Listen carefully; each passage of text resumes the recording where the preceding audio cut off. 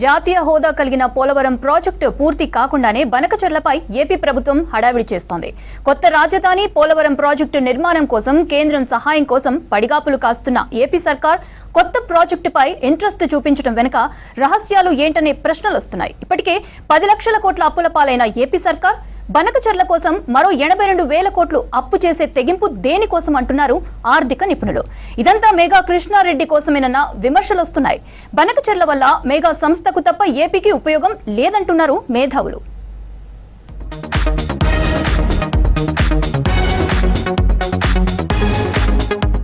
Banakacherla project 82,000 కోట్ల అంచనా. ఇందులో ఏపీ ప్రభుత్వం వాటా 8,000 కోట్లు, కేంద్రం నుంచి 16,000 కోట్లు వస్తాయని ఆశ. ఇక మిగిలిన 58,000 కోట్లు విదేశాల నుంచి దీర్ఘకాలిక అప్పు. 18 ముంపు గ్రామాలు, 40,500 ఎకరాల భూసేకరణ, ముంపు గ్రామాలకు పరిహారం, 17,000 ఎకరాల అటవీ భూముల అనుమతి. ఇంత పెద్ద వ్యవహారం ఉన్న బనకచెర్ల ప్రాజెక్టు నిర్మాణం రేపటికి రేపు పూర్తి చేస్తామన్నట్లుగా చెబుతోంది ఏపీ సర్కార్. పోలవరం నిర్మాణం పూర్తయితే తప్ప బొల్లాపల్లి బనకచెర్లకు చుక్క నీరు తరలించే పరిస్థితి లేదని తెలిసిన సీఎం చంద్రబాబు బనకచెర్ల నిర్మించి రాయలసీమను సస్యశ్యామలం చేస్తామనడంపై విమర్శలు వస్తున్నాయి.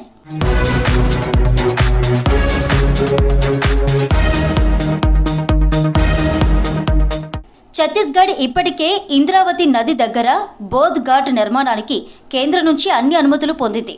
బోధ్ ఘాట్ నిర్మాణానికి 1960లోనే 150 నుంచి 180 టీఎంసీల నిర్మాణానికి ప్లాన్ రెడీ చేసింది ఛత్తీస్గఢ్ ప్రభుత్వం.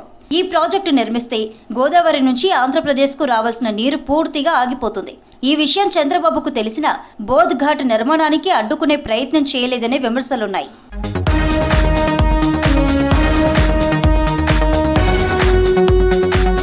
బనకచెర్ల ప్రాజెక్టు నిర్మాణానికి ఎలాగైనా అనుమతులు పొంది కేంద్రం నుంచి వచ్చే 16,000 కోట్ల నిధులు వాటాలు పంచుకోవడానికి మేఘా కృష్ణారెడ్డి అండ్ కో అసలు ప్లాన్ అని ఆరోపిస్తున్నారు కొందరు మేధావులు.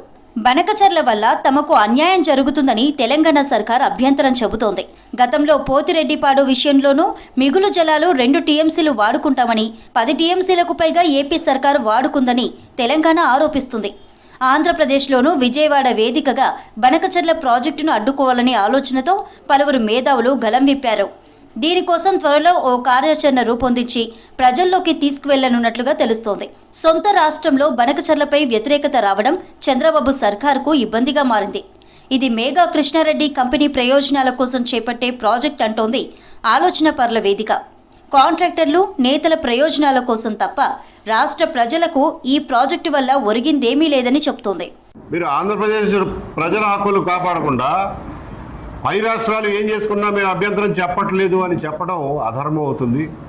కాబట్టి రాజకీయాల కోసం ఏదన్నా ఒక మాట మాట్లాడే ముందు ఆంధ్రప్రదేశ్ ప్రజల నీటి హక్కుల్ని దృష్టిలో పెట్టుకోవాల్సిందిగా కోరుతున్నాను. కృష్ణా గోదావరిల మీద మనం చివరి రాష్ట్రం కాబట్టి ట్రిబ్యునళ్ల అనుమతి లేకుండా, సిడబ్ల్యూసి అనుమతి లేకుండా ఎగువ రాష్ట్రాలు కట్టే అన్ని ప్రాజెక్టులని అడ్డుకోవాల్సినటువంటి బాధ్యత ఆంధ్రప్రదేశ్ ప్రభుత్వం మీద ఉంది అని ముఖ్యమంత్రుల దగ్గర పలుకుబడుండి పాత కొత్త ప్రభుత్వాలకు అనుసంధానకర్తగా ఉన్న మేఘా కంపెనీ అధినేత కృష్ణారెడ్డి కంపెనీ కోసమే బనకచెర్ల ప్రాజెక్టు చేపట్టనున్నారనే అనుమానం పలువురు ఆలోచన పరులు తెరపైకి తెచ్చారు. ఈ ప్రాజెక్టుపై మేఘా కృష్ణారెడ్డి సీఎం చంద్రబాబుకు తాజాగా పవర్ పాయింట్ ప్రెజెంటేషన్ ఇచ్చారు. ప్రధాన ప్రతిపక్షం కాంట్రాక్టు కంపెనీతో కుమ్మక్కైందని ఆలోచన పరుల వేదిక ఆరోపిస్తోంది. దీనిని అడ్డుకోవాల్సిన బాధ్యత ప్రజలదేనని అంటోంది. మాజీ DGP A B Venkateswara Rao, Kambampati Paparao, Akkineni Bhavani Prasad, T లక్ష్మీనారాయణతో ఆలోచన పరుల వేదిక ఏర్పాటైంది.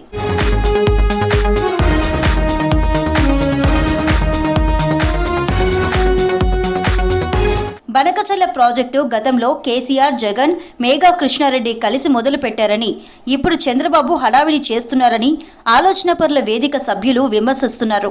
బనకచెర్ల ప్రాజెక్టు ఆంధ్రప్రదేశ్ అవసరాలకు, ప్రయోజనాలకు, కృష్ణా జలాల్లో రాష్ట్ర వాటా పరిరక్షణకు అనుగుణంగా ఉందా లేదా అని ప్రశ్నించుకోవాలంటున్నారు.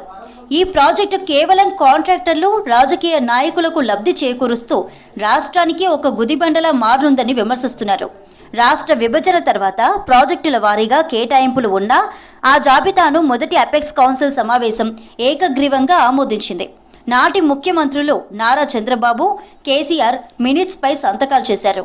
కానీ తర్వాత దాన్ని కేసీఆర్ తాత్కాలిక ఒప్పందమని వక్రీకరించే ప్రయత్నం చేస్తూ వచ్చారు.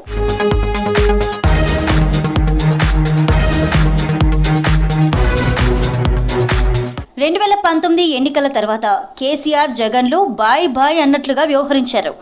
ఇచ్చంపల్లి నుంచి గోదావరి జలాలను తెలంగాణ నుంచి నాగార్జున సాగర్లో కలపాలని, సాగర్ నుంచి రివర్సబుల్ టర్బైన్ల ద్వారా శ్రీశైలం ప్రాజెక్టుకు తరలించి ఆ నీటిని రాయలసీమకు వాడుకోవాలని ప్రతిపాదన చేశారు కేసీఆర్. దీనికయ్యే ఖర్చు 2 రాష్ట్రాలు చెరిసగం భరించాలని, అప్పుడు కృష్ణా నీళ్లు తెలంగాణకివ్వాలని కోరారు. అయితే ఇది అమల్లోకి రాలేదు. కానీ 2022-23లో మేఘా కృష్ణారెడ్డి సలహాతో పోలవరం నీటిని బనకచెర్లకు తరలించడానికి ప్రాజెక్టు రిపోర్ట్ ఇవ్వమని అప్పటి ముఖ్యమంత్రి జగన్మోహన్ రెడ్డి ఇరిగేషన్ డిపార్ట్మెంట్ని ఆదేశించారు. ఇరిగేషన్ డిపార్ట్మెంట్ వల్ల కాక హైదరాబాద్లో ఉన్న WAPCOSకి అప్పజెప్పింది. దీంతో ఆ సంస్థ తన దగ్గరున్న డేటాతో 3 నెలల్లో ఒక రఫ్ రిపోర్ట్ అందజేసింది. అప్పటికే ఎన్నికలు రావడంతో గెలిచాక చూద్దామని జగన్ వదిలేశారు.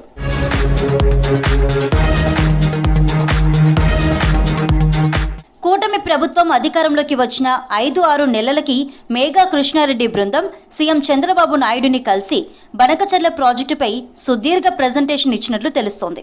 పట్టిసీమ కోసం 1,350 కోట్లు కేటాయించడంపై జగన్మోహన్ రెడ్డి చేసిన యాగి అంతా ఇంతా కాదు. 82,000 కోట్ల బనకచెర్ల ప్రాజెక్టు విషయంలో నోరు విప్పకపోవడం, ఈ ప్రాజెక్టు ఆయన మానసపుత్రికనేనని విమర్శలు వినిపిస్తున్నాయి. పాత కొత్త ప్రభుత్వాలను అనుసంధానం చేయగలిగే శక్తి మేఘా ఇంజనీరింగ్ సంస్థకే ఉన్నదంటున్నారు ఆలోచన పరుల వేదిక సభ్యులు. రాష్ట్రంలో అధికారంలో ఉన్నటువంటి ఎన్డీఏ ప్రభుత్వం బనకచెర్ల ప్రాజెక్ట్ అని గతంలో ఎప్పుడూ వినపడిన కొత్త ప్రాజెక్టుని ముందుకు తీసుకొని రావడం జరిగింది. ప్రతి ఎన్నికల సభలో కూడా పోలవరం ప్రాజెక్టుని పూర్తి స్థాయిలో నిర్మిస్తాం, గత వైసీపీ ప్రభుత్వం శాతగాంతనంతో ఈ యొక్క పోలవరం ప్రాజెక్టు పూర్తి కాలేదు, మేము అధికారంలో వచ్చిన వెంటనే పోలవరం ప్రాజెక్టు పనులు మొదలుపెట్టి త్వరితగతిన పూర్తి చేస్తామని చంద్రబాబు నాయుడు గారు ప్రతి ఎన్నికల బహిరంగ సభలో వాగ్దానాలు చేశారు. ఈ రాష్ట్రంలో ఉన్నటువంటి ప్రజలందరూ కూడా నిజమేనని నమ్మారు. ప్రాజెక్టు పూర్తి చేయడంతో పాటు పోలవరం నిర్వాసితుల సమస్యను కూడా అప్పుడే పరిష్కారం చేస్తామని చెప్పడం అనేది జరిగింది. దానికి కేంద్రం నుంచి నిధులు రప్పించడం కోసమే ఎన్డీఏలో మేము చేరామని కూడా చెప్పాడు. కానీ ఇప్పుడు మరి ఎందుకు మనసు మారిందో ఏంటో అర్థం కాని స్థితి మాత్రం కొనసాగుతూ ఉంది. అనేక సంవత్సరాల నుంచి కొనసాగుతూ ఉంది, శంకుస్థాపనలు చేస్తూ ఉన్నారు. దీన్ని మోక్షం కల్పించడం లేదు. 200-300 కోట్లు ఖర్చు పెడితే కనుక 3-4 మండలాలకు సంబంధించి సాగునీరు తాగునీరు పరిష్కారం చేయడానికి అవకాశం ఉంటుంది. అట్లాగే రాష్ట్రంలో ఈ రకంగానే ప్రతి జిల్లాలో అనేక చిన్న పెద్ద ప్రాజెక్టులు పెండింగ్లో ఉన్నాయి. వీటిని పక్కకు పెట్టేసి ప్రభుత్వం బనకచెర్ల ప్రాజెక్టు మీదకి ప్రజల దృష్టిని మళ్లించడం అని చెప్పేసినంటే తన బాధ్యత నుంచి పక్కకు తప్పుకోవటం అని చెప్పేసి అనేటువంటిది మనం అర్థం చేసుకోవాల్సిన.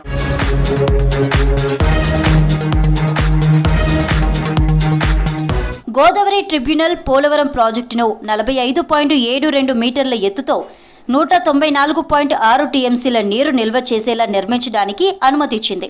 ఆ మేరకే ప్రాజెక్టులో గరిష్ట స్థాయి నీటి నిల్వ చేసేలా 55 మీటర్ల ఎత్తుతో స్పిల్ వేను 2021 జూన్ 11 నాటికే అప్పటి ప్రభుత్వం పూర్తి చేసింది. గత ఏడాది ఆగస్టులో 41.15 మీటర్ల ఎత్తు వరకే నీటి నిల్వకు కేంద్ర కేబినెట్ ఆమోదం తెలిపింది. అయితే రాష్ట్ర ప్రభుత్వం ప్రాజెక్టులో 42 మీటర్ల స్థాయి నుంచి గోదావరి జలాలను బనకచెర్ల క్రాస్ రెగ్యులేటర్కు తరలించేలా గోదావరి బనకచెర్ల అనుసంధానం చేపడతామని కేంద్ర జలశక్తి శాఖకు ప్రతిపాదన పంపింది. ప్రాజెక్టులో 41.15 మీటర్ల వరకే నీటిని నిల్వ చేస్తే 42 మీటర్ల నుంచి జలాలను తరలించడం ఎలా సాధ్యమవుతుందని ప్రశ్నిస్తున్నారు. ఈరోజు ఈ బనకచెర్ల ప్రాజెక్టు మీద అపోజిషన్ నుంచి ఒక్క మాట కూడా బయటికి రావడం లేదు. ఎందువలన అంటే ఈ ప్రాజెక్టు రూపొందించమన్నదే జగన్మోహన్ రెడ్డి గారు. కాబట్టి ప్రతిపక్షం ఏం మాట్లాడదు. గత ప్రభుత్వానికి ఇప్పటి ప్రభుత్వానికి అనుసంధానమైనటువంటి ఏకైక అగరబత్తి మెగా ఇంజనీరింగ్ కంపెనీ. ఎవరు మాట్లాడాలి దీని గురించి? మరి ఆంధ్రప్రదేశ్ ప్రజలకి ఈ ప్రాజెక్టు యొక్క నిజ స్వరూపాన్ని వివరించి చెప్పాల్సిన బాధ్యత ఎవరిది?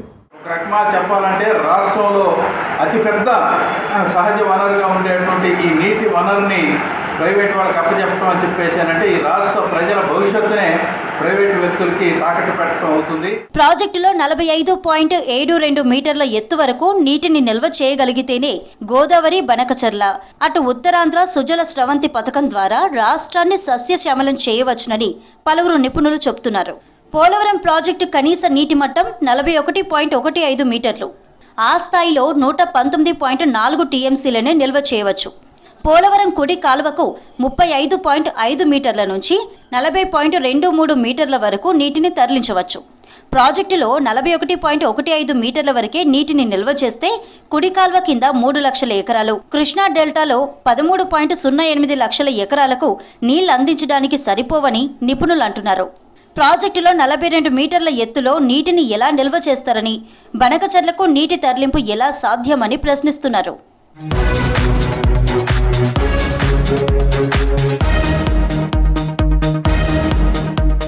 గోదావరి నుంచి 200 టీఎంసీల కృష్ణానది, నాగార్జున సాగర్ కుడి కాలువ, కొత్తగా నిర్మించే బొల్లాపల్లి రిజర్వాయర్ ద్వారా నీటిని నల్లమల్ల అభయారణ్యంలో 26.8 కిలోమీటర్ల టన్నెల్ ద్వారా బనకచర్ల క్రాస్ రెగ్యులేటర్కు తరలిస్తామని రాష్ట్ర ప్రభుత్వం కేంద్ర జలశక్తి శాఖకు నివేదికలో తెలిపింది.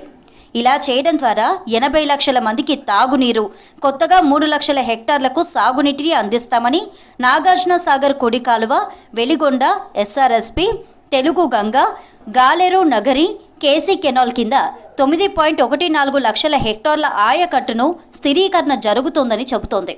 20 టీఎంసీల నీటిని పారిశ్రామిక అవసరాల కోసం సరఫరా చేస్తామంటోంది.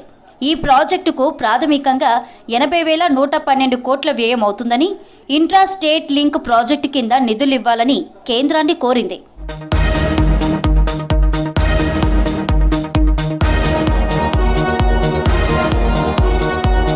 పోలవరం ప్రాజెక్టులో 42 మీటర్ల ఎత్తు నుంచి రోజుకు 38,000 క్యూసెక్ల నీటిని తరలిస్తారు.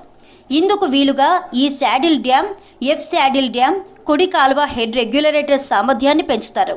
కుడి కాలువ సామర్థ్యాన్ని 17,500 క్యూసెక్ల నుంచి 38,000 క్యూసెక్లకు పెంచుతారు. తాడిపూడి ఎత్తిపోతల సామర్థ్యం 1,400 నుంచి 10,000 క్యూసెక్లకు పెంచి ప్రవాహ సామర్థ్యం 178 కిలోమీటర్ల వరకు పొడిగిస్తారు.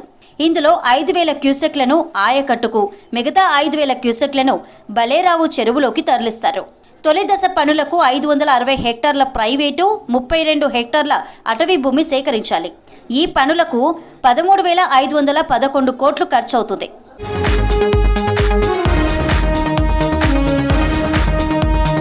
బుడమేరు డైవర్షన్ ఛానల్ ద్వారా నీటి తరలింపులో సమస్యలను నివారించడానికి బుడమేరులో పులివాగు కలిసే ప్రాంతం నుంచి కొత్తగా మళ్లింపు కాలువ తవ్వి కృష్ణానదికి తరలిస్తారు.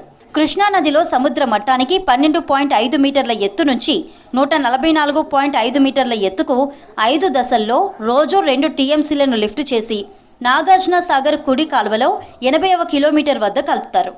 ఈ కాలువను 80 కిలోమీటర్ల నుంచి 96.5 కిలోమీటర్ల వరకు సామర్థ్యాన్ని పెంచి గోదావరి జలాలను తరలిస్తారు. సాగర్ కుడి కాలువలో 96.5 కిలోమీటర్ల ప్రాంతం నుంచి జలాలను 142 మీటర్ల నుంచి 221 మీటర్ల ఎత్తుకు లిఫ్ట్ చేసిన నీటిని పల్నాడులోని బొల్లాపల్లి వద్ద కొండల్లో నిర్మించే రిజర్వాయర్లోకి పంపిస్తారు. ఆ రిజర్వాయర్ నిర్వాసితులకు పునరావాసం కల్పిస్తే 150 టీఎంసీల నుంచి 400 టీఎంసీల వరకు నిల్వ చేసుకోవచ్చు.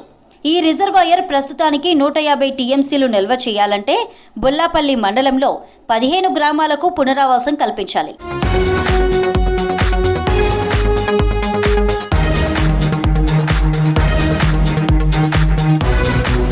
ఈ రెండో దశ పనులకు 28,560 కోట్లు ఖర్చవుతుంది. బొల్లాపల్లి రిజర్వాయర్లో 172 మీటర్ల నుంచి 3 దశల్లో 300.4 మీటర్లకు ఎత్తిపోసి నల్లమల్లలో తవ్వే సొరంగం ద్వారా తరలించి అక్కడి నుంచి 118.21 కిలోమీటర్ల పొడవున కాలువ ద్వారా బనకచర్ల రెగ్యులేటర్కు తరలిస్తారు. ఇక మూడో దశ పనులకు 38,041 కోట్ల వ్యయం అవుతుంది.